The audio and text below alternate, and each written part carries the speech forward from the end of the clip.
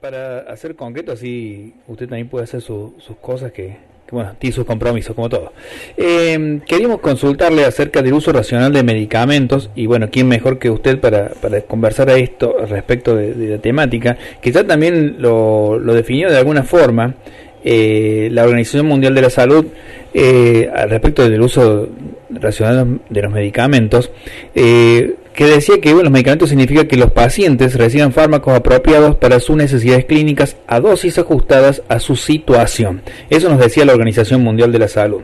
Bueno, ahora hay que darlo a modo práctico. Bueno, la Organización Mundial de la Salud mantiene esos criterios.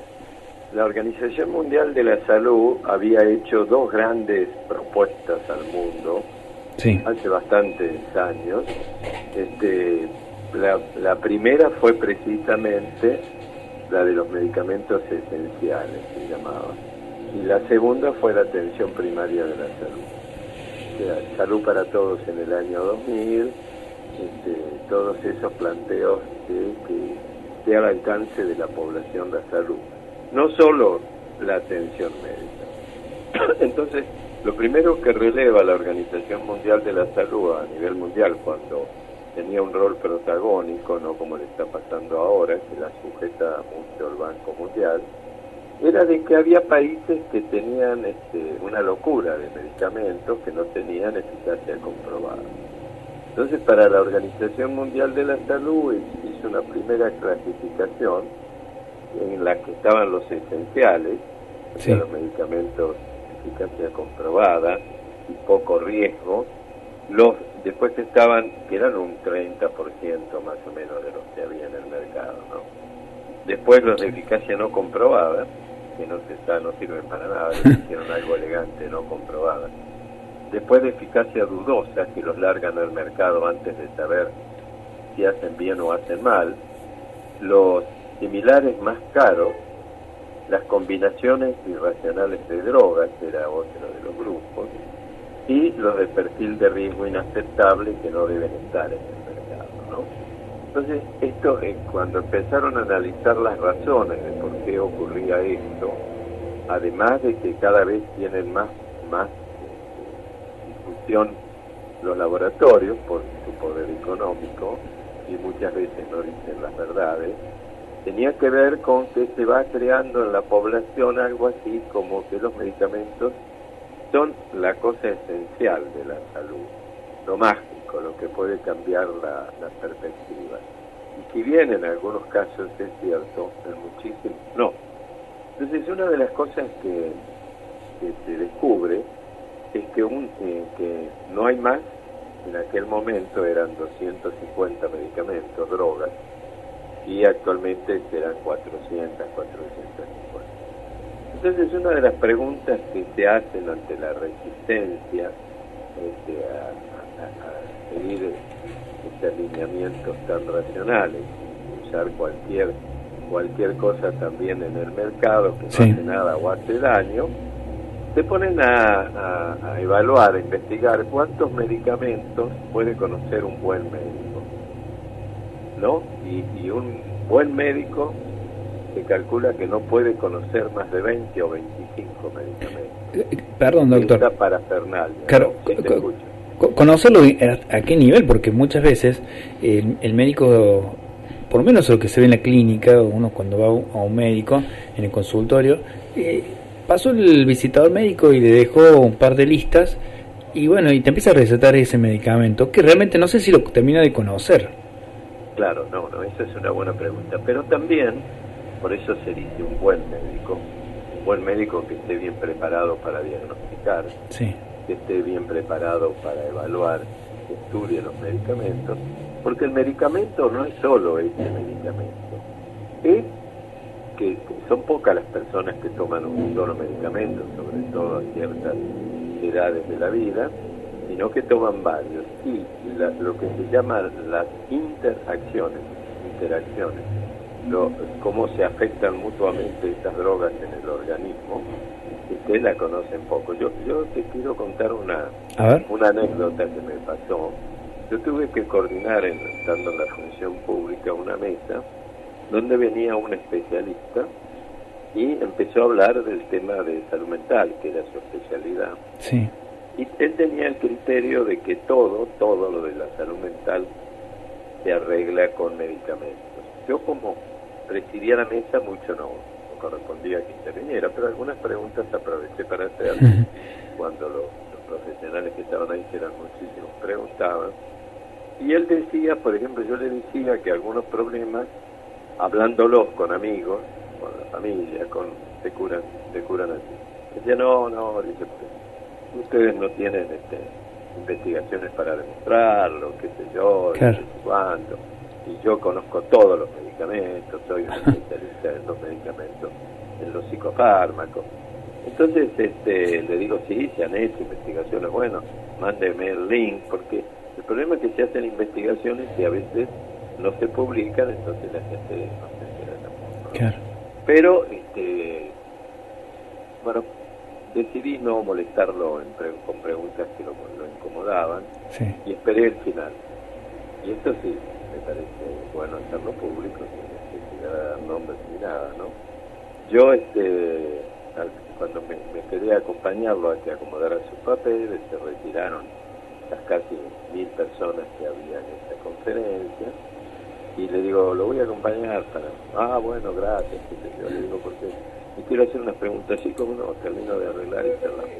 Entonces le digo, ¿cuál era la pregunta? Me dice, quiero saber si puedo hacer público eso que le voy a preguntar ahora. Dígame, digo, quiero saber si usted conoce todos los psicofármacos, que son muchos, cientos, Claro. Entonces me dice, sí, por supuesto puede decirlo y dar mi nombre y apellido. No, ¿sabe por qué se lo pregunto? Porque en una conferencia internacional que hubo en la ciudad de Buenos Aires, un profesor catalán, era farmacólogo, o sea, especialista, profesor de la facultad para los estudiantes de medicina en farmacología, en medicamentos, preguntó, mientras estaba escribiendo las cosas en el pizarrón, cuántos medicamentos conocían a la perfección esos especialistas, ¿no? Y como nadie contestaba, se dio vuelta, se acercó ahí, estaba en el escenario de ese lugar, se acercó más a la gente y le dice, ¿hay alguno acá que conozca más de 3? 13, 1, 2, 3. Y porque dice, yo digo que conozca bien todas las interacciones con todos los medicamentos que hay en el mercado, y también hasta molecularmente, para ver si esa molécula qué caracteriza. Y yo estaba con el profesor titular de la Cátedra 1 de Buenos Aires, que nos conocíamos, estábamos sentados juntos, y él me dice, es cierto, no conocemos más de 3. Entonces esto es como poner una realidad, porque el conocimiento de los medicamentos debe ser democrático, compartido, intercambiar información, no como pasó con las vacunas, que la guerra comercial de las vacunas del COVID, que se boicoteaban los datos, que se mentían, que era una guerra sucia, no comercial nada más, ¿no? Y eso que las vacunas las había pagado los gobiernos, no los laboratorios, ¿no? Sí, Bueno, la cuestión es que esto implica dimensionar el tema de los medicamentos dentro de la multitud de remedios que no son medicamentos. ¿Me acordás que charlábamos? Remedio es todo lo que previene, mejora o cura, ¿no? Las 3 características. Previenen o mejora o cura, o hace las 3 cosas, ¿no? Pero dentro de otras cuestiones mucho más racionales, a veces, como el tiempo, esperar que se cumplan algunas enfermedades, sobre todo las estacionales que cumplan su tiempo, etcétera, etcétera, ¿no? Entonces, en este contexto, el uso racional del medicamento es primero llegar a un diagnóstico certero, porque hay estudios de epidemiología de las incertidumbres de la atención médica, que lo hicieron en hospitales los mejores del mundo, países nórdicos, Noruega, Suecia, Dinamarca, que demostraron que las incertidumbres médicas son unas cuantas, más del 30%, ¿no? Por ejemplo, las cosas que no tenemos diagnósticos precisos y lo clasificamos como el más cercano que conocemos a ese cuadro, las curaciones espontáneas que se dan algunas veces sin haber llegado a ningún diagnóstico, o los tratamientos que no funcionan. Entonces, El uso racional del medicamento está dentro del uso de una práctica clínica adecuada, de un diálogo con los pacientes. Los pacientes tienen que ser parte, que participen, que puedan dialogar, que hablen con la gente, ¿no es cierto? Así que esto es lo que nosotros le llamamos hacer una especie de epidemiología comunitaria como respuesta a este problema que está presente y que no muchos reconocen, ¿no? Sí, yo cuando escucho, bueno, la cantidad de médicos que se reciben o que se forman en la República Argentina, y muchos de ellos, cuando se terminan de formar, o bueno, por lo menos salen al campo de trabajo, es como que no utilizan muchas de las herramientas que han aprendido. Por ejemplo, en cuanto a ver cómo llegó el paciente a mi consultorio, si llegó erguido, si llegó encorvado, si el paciente llegó con los ojos llorosos, si el paciente me saludó con un apretón de manos o apenas podía apretar su mano, que hace también el diagnóstico seguramente. Seguramente, porque hay estudios que demuestran que los médicos jóvenes que llegan cargados de conocimientos teóricos y muy poco prácticos, para cubrirse, porque hay angustia en este cuento, que hay angustia en los recién recibidos cuando van a atender, sí. prefieren dar una batería de medicamentos, no el tiro de escopeta que se llama, tirarle con varias cosas, y esto es un problema serio. En cambio, la gente que hace las cosas bien, estudia, le entrega a su profesión, además el múltiple empleo atenta contra seguir el conocimiento. Entonces pasa lo que decías al principio, ¿no? Se guían por las propagandas del mercado. El mercado es comercial, ¿no es cierto? Claro. Es lo que en el comercio con lo que ganan más. Entonces siguen su lógica. Y esto sería importante contrarrestarla con una lógica fuerte de los trabajadores de la salud en general, profesionales, no profesionales, trabajando y analizando periódicamente en forma conjunta los problemas que aparecen, ¿no? Actualmente en Argentina se hace uso racional del medicamento o como está sucediendo a nivel mundial no hay un buen uso racional del medicamento. Claro, es lo que pasa. Argentina no es una excepción, al contrario, es uno de los países de América Latina que más sufren los aprietes y usan la deuda como un arma. La deuda no quiere que la paguen, sino que los obliga a ser buenos y a ser obedientes, ¿no? Entonces, acá pasa lo mismo que en todos lados. Y hay de todo, por supuesto, que hay profesionales muy buenos. Y esto es todo un problema porque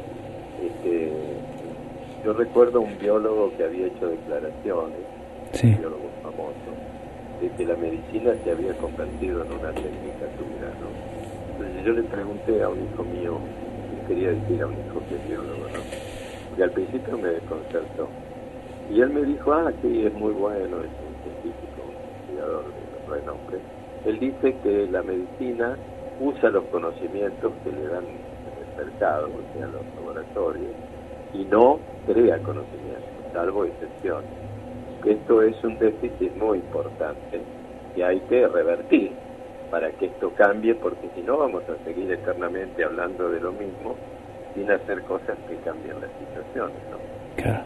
O sea, lo que plantea es la EPICOM, la epidemiología comunitaria, que es un planteo de un científico italiano, uno de los investigadores máximos del mundo, el doctor Tognoni, sí. Es que hay que hacer investigaciones compartidas, médicos y pacientes, con algún otro que procesen los datos para que no le lleve mucho tiempo de la consulta y haya una planilla que permita seguir los datos, sobre todo para diagnosticar qué nos pasa. En primer lugar, la primera cuestión es hacer una epidemiología de base a diagnósticos, a las situaciones que se viven. Claro. Y después, ¿por qué pasa eso? ¿Cuáles son las causas que llevan a un aumento o disminución? Después, la tercera pregunta es qué podemos hacer por esas causas. Hacerlo y volver a iniciar el círculo, volver a medir el impacto de las acciones, y ahí se extraen conocimientos y se vuelve a medir la nueva situación. Porque uno aprende mucho, ¿no?, de esa situación. Claro. Doctor, para finalizar ahora, nuestra última pregunta y poder liberar, queríamos saber si Argentina, bueno, ahora viene todo un proceso electoral, viene todo un cambio de gobierno, ¿está preparada para enfrentar la salud, o bueno, o por lo menos el planteamiento de salud a nivel nacional para un cambio en el cual podamos atender realmente a un mayor porcentaje, o bueno, a la totalidad de la No, yo creo que población? no está preparada, que esto debe ser un gran debate, porque también, ahora para ponerla a título de ejemplo a la pandemia, ¿no? Si uno seguía los datos que salían en los periódicos, había un momento en que había información diaria de morbi-mortalidad, o sea, de enfermedad y muerte con la pandemia.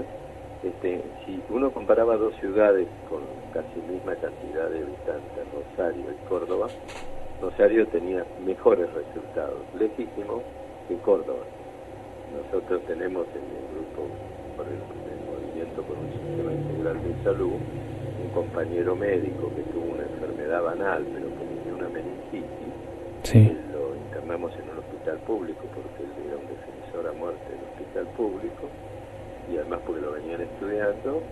Lo tuvieron en la guardia 5 días porque no había camas de terapia, pocos días antes que se desatara la pandemia, ¿no? Sí, tremendo. Y al 5.º día lo pasaron a terapia y ya fue tarde. Así que yo creo que no está preparada. Yo he visto un debate que hubo entre los referentes de salud de los distintos espacios electorales, que creo que se subió a YouTube, y uno ve que repiten la receta del Banco Mundial, convertirlo en más mercancía la salud, ¿no? Lo hacen con muy buenas palabras, la mayoría, no me refiero a todos, nunca uno se puede referir a todos, hay gente que está bien intencionada y lo dice, pero como ahora la OMS le han pegado un empujón para el costado, no es que le pasó al costado. El Banco Mundial dice que la salud es un problema de los privados, que son los únicos eficientes, ya con esa frase. Sí, Entonces, es una cosa preocupante, por eso la función de ustedes, de los comunicadores, es esencial, que hablen de todas estas cosas y que la gente se dé cuenta que la están convocando a participar, que vaya pensando cómo, la gente que le interesa esto, que hable con sus médicos y diga cómo organizar un pensamiento compartido. No alcanza el pensamiento médico ni de los especialistas si no hay participación de los sujetos, los seres humanos, y de las organizaciones barriales, vecinales, territoriales, sindicales, de fábricas, de lugares de empleo, por condiciones y medio ambiente de trabajo son parte de esta estrategia también. Bueno, doctor, muchísimas gracias también por su participación.